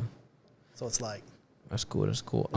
It's easy. A lot of people think it's hard. But to me, I've just been doing it so long, it's really nothing to me. Because some people, like you said, I'd be scared to ask this guy that's in Waco to be on my show. All he's going to tell you is no. Yeah. You know what I'm saying? All right, just to wrap up a little bit, getting towards the end of the show, I did want to ask you, like, talking to you now, I guess, like, for someone like us, right, trying to do some stuff, what do you, like, or anyone out there who's trying to, like, do some, like, I guess, where networking is probably really important, what kind of... That's the most important of everything is networking. Yeah. I guess say, like, in a very short or long form, like, why is it important? Or... Because, like I said, your network is your net worth. So if you know a lot of people, like me, for example, like you look at me like, okay, well, he does this show, but you don't realize when someone sees that I'm cool with this person, how much are they for a show? And I'm going to get me a deal because I'm already affiliated with them, and then I'm going to do a 10% booking fee, so I get paid off doing shows when someone wants to book somebody, or if they're in town, hey, how much will he do me a verse? I'll be like, well, I can get it for this, and then I'll add my cut on top of it, and then they purchase it, so, it's like you said, like when people are doing walkthroughs and stuff like that, or if you know someone like say someone that's watching this right now, hey, I saw Polow. I don't have access to him. See how much he'll charge me to come shoot a video for me. And then you would get with me, I would give you this price. He doesn't fucking know me. Yeah. So now you add your little percent on it and then shop it to him, and then he pays you, you pay me, and then I go out and shoot him. So both sides win because you're the middleman, so you get your little cut, and then exactly you get, that's how it all works. Yeah. You know what I'm saying? Yeah. But like with podcasting, like I said, like just reach out to people. Yeah. Like I said, the worst thing they can tell you is no, but not everybody's going to tell you no. Yeah. And then once you get bigger, be like, just do a follow up. Hey, I know you didn't want to do this before, but now I have more followers, I have more subscribers, more views. You think it's time that you'll come on the show now? I just want to stay in contact with you. Remember my face. Yeah. That's all I want you to do. Remember my face. And when the time comes, let's get some work in. It doesn't have to be today. It doesn't have to be tomorrow. Like, let's just eventually get something going. Yeah. And just because, like I said, the more you interact with someone, they're going to remember you. And eventually they're going to be like, okay, if you stayed on my ass for a year, that means you've been working for a year. Yeah. So I know you ain't going nowhere. So you're doing something right. So, yeah, I'm going to jump on your show now. Because I be overthinking that shit. I be like, bro, they're going to, like, I don't know, get annoyed or something. No. Yeah. That's how I think about it. I'm kind of used to it being in the sales job. I got to bug the shit out of people. Yeah, you got to. Yeah. Keep my name in their mouth. So they might not be ready now, but when they are ready, exactly, I'm fresh on their mind. So yeah. Yeah, I've already seen your face like 10 times. Yep. That's what's and being consistent. Yeah. Those are the main keys. Networking and being consistent. Yeah. That's fair. There's people out there that y'all both see bullshit ass content. In fact, just going viral off of it. Yeah, but that should be pissing me off. I see it on TikTok every day. I'm like, how the fuck did this go viral? Yeah, and then you're sitting here busting your ass, working hard, and like, what the fuck? Yeah, it just happens like that. It's all about being, I guess, what they call the algorithm or whatever. Yep. You know what I'm saying? But the stuff's really not hard. A lot of people say it's hard, but to me, it's not. I think the hardest thing is just being consistent. Yeah, because like if you run out of people to interview, kind of your show goes dead. Yeah. But like with me, I know all the hip hop acts and I keep my ears to the streets on upcoming ones, and I'm gonna check them out. If it's someone I'm like, I don't think they're serious, I ain't gonna fuck with them. But if it's someone I see that's got a team behind them, they're doing shows out of town, they're traveling, they have merch, they're doing what they need to do as an artist, that's when I'll step in and be like, hey, I would like to work with you and shoot you. You know what I'm saying? To keep fresh content. Like with y'all, like I said, y'all can, interview like chefs, coaches, bloggers like me, TikTokers, YouTubers, and to where you always have something on the dinner plate to eat. You always have something you can do something with. Because, I mean, people can think like, doing this every week could be easy, right? But, I mean, I'm sure there's days that he's here, that I'm here. I'm like, bro, I'm just not feeling it today. Be like that. And then you got to do it. Or when I'm editing, I'm just like, I'm getting tired of this shit, Editing is something I even struggle with. Like doing this stuff right now, this is the fun part. Yeah. Pressing that button's fun. But when you get on that computer and start editing. Yeah. Or even like, maybe one day you're just tired, right? And you just don't feel like it. But now it haunts me, bro. I'm just like, if I don't post this video, like that video could have been it. This is true. Or it's true. It's just like these artists with these songs. That's why they sleep in the studio. Yeah, this one song could be a hit. It could change my life forever. Post Malone. Yeah, White Iverson, bro. Overnight, he became a. That's crazy. See, kind of how the song blew up with the Shouting Boy Brick. He does cattle stuff now, but he was cool with Post. And when the song first came out, he brought it to him. And it kind of went viral when he took it to Wiz Khalifa, because Wiz Khalifa's a DJ. Oh, for real? People don't know. I didn't know that, yeah. So he played the song for the first time, and after that, it kind of went viral off Wiz's stuff. Wow. Oh, that's dope. Yeah, because that was like, he was like nobody heard of him, and then the next day he was like literally an overnight sensation, bro. That song, just off that song. Yeah, and that's how it goes. But he's got some jamming ass music. Yeah, I holler at his manager Dre. You know what I'm saying? We always talk about doing something, but I'm not on that level to where Post will come sit down with me for like an hour. But like you said, anytime they're in town, I hit Dre up. How do you get these managers' emails? Either from like, you can find anything on the internet. Yeah. You know what I'm saying? So either I'll find it there, or like I said, I'll know somebody and be like, hey, can you set the play up for me? I need to start looking up emails and shit. Yeah. You can just Google like Post Malone's manager's email.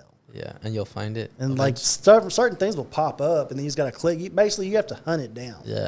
You know what I'm saying? Kind of like the guy, he does a podcast, Nardwark. I've heard it, yeah. I think I'm saying it right. I don't know. Like that's what he does. Like he'll Google everything, get these intimate questions that no one knows about, but they're there for everybody to find. You just have to hunt for it. Yeah.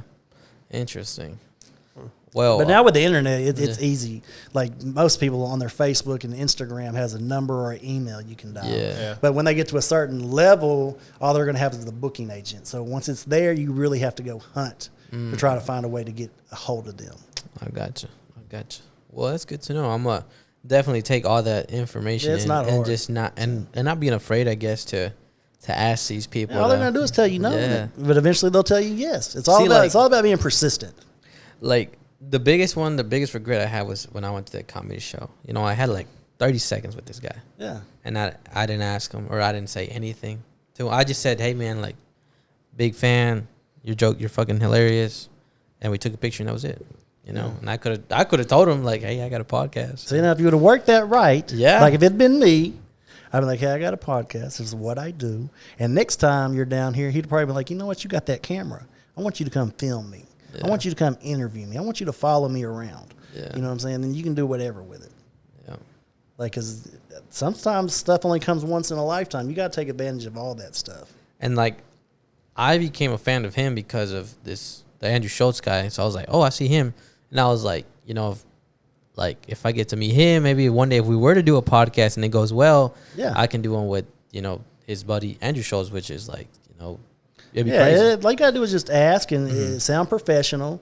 Like for an example, like I've only worked with Drake one time, but like when I met him, the shot my guy OG Ron C, like I didn't have my camera on or nothing. I just went to him and was like, I just want you to remember my face. You know, I wanted. Who's your manager? I would like set up an interview, like set up some film with you down the road. Nothing right now because I know you're busy. Because if you go up with a camera on their face, it just looks bad. Yeah. You know what I'm saying? So he introduced me to his manager, a guy named Future. Of course, he gave me a fake number, whatever. You know what I'm saying? So, but like with your guy, you know what I'm saying? Like that kind of haunts me. You know what I'm saying? Like, but that haunts me to this day. My that face, one. You know what I'm saying? Like, because another funny story concerning Drake. Like Drake's been a thorn in my side, basically. Because, like, before Drake got his deal or anything, I forget what her name was. She doesn't do publications anymore. But his first ever show in Houston, she hit me up and was like, hey, I got an artist that I'm starting to work with named Drake. And I was like, yeah, you've already let me film other people. Yeah, I'll come out for them. Yeah. But at the time, like, I just couldn't get off from work the following day because it was on a Sunday. So it was like Houston 3 hours. So I had to skip it. And then like a month later, fucking Drake. You know what I'm saying? Shit. So he been a thorn on my side. You know what I'm saying? I could have worked with him on his first. Now if I was to get down there, I'd probably been filming Drake this whole time. That would have been crazy, bro. Because this is when he was just starting up. Back in the Degrassi days. Yeah.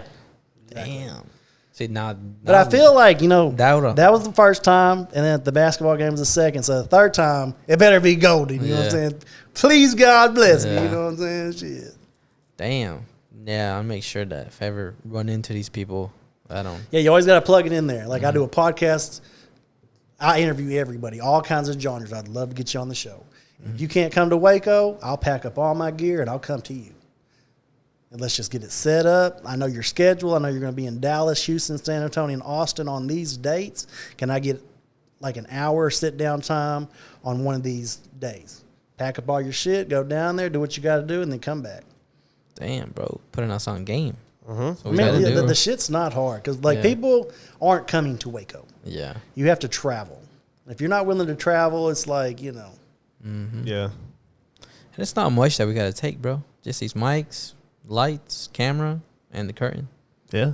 But see, really, you don't even need the curtain. All you need is the content. Yeah. I mean, the background looks nice to have, but you can just get the man to sit down for an hour and talk to him. That's all you need for your Apple Music, you know, all your stuff, like as far as the audio goes, where you're selling that, and then your YouTube. Like I said, it's all smoke and mirrors. Like, people just want to watch something. Mm-hmm. So if you took it on the road and just sat down like in a hotel lobby, as long as you got the content, you're good. Yeah, that's very true. Because all you're after is the interview. That's all you want. Yeah. It doesn't have to look all fancy and all fixed up. As long as I have you right there on film, hey, I did that. I got this motherfucker sit right down here with me right now. I got the interview. We're setting it up. I'm getting this man to talk, and you're golden, baby. Yeah. Well, guys, I think we're getting towards the end of the show. Is there anything else you want to say or ask? No, I think I've asked pretty much everything I was going to ask. Yeah. You got anything to say before we go, bro? Appreciate you having me on the show. I appreciate you, everything you said. I hope you get educated on these some stuff.